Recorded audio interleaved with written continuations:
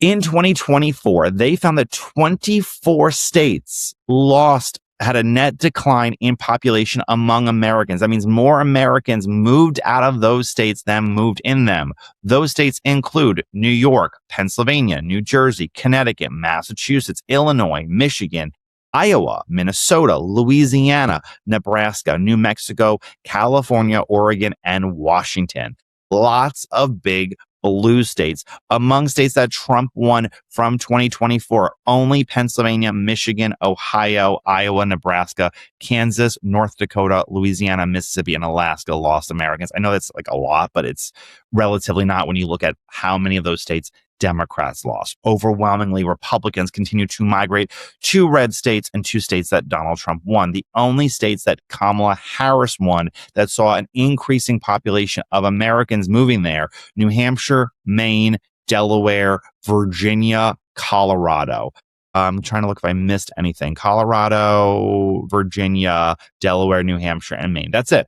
That's not great for Democrats, especially as we go into 25. So those states that saw a net decline among American population didn't see a net decline among overall population, most of them. Why? Immigration, legal and illegal. I need to point out to everybody who sits there and starts talking about illegal immigration, no, it was also very much legal immigration. According to the census, 2,552,193 immigrants moved to the U.S. in 2024. That is bigger than many states in this country, 2.55 million. The states that saw the most immigrants come to them: number one, Texas, 319,607. Number two, California, 306,867. Number three, Florida, 299,000. Number four, New York, 169,500. And lastly, Illinois with 95,550. Because California, New York, and Illinois are so heavily dependent upon immigration, if Trump is truly cracking down on legal immigration, which we'll know in 2027, the 2025 numbers, and more importantly, we'll know in 2028, the 2026 numbers, which will be really informative, although by that point, obviously, the midterms will be over, but redistricting won't. We'll be able to see the effects from redistricting in those years.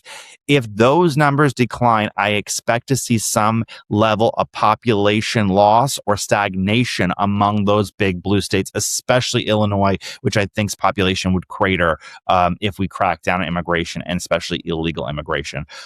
Very fascinating stuff. Those numbers will come out soon. And also the 2030 estimates of what states are getting and losing congressional districts will probably be updated in a very short period of time. So I will come back with that. We're going to see how people are voting with their feet, how immigration is changing, legal and illegal, and what that does for the next decade. I've often predicted the 2030s could be a Republican presidential domination decade, just how people are moving around. We'll see if that affects how that affects the House and the Senate, but how people are moving around, that will affect the presidency, certainly.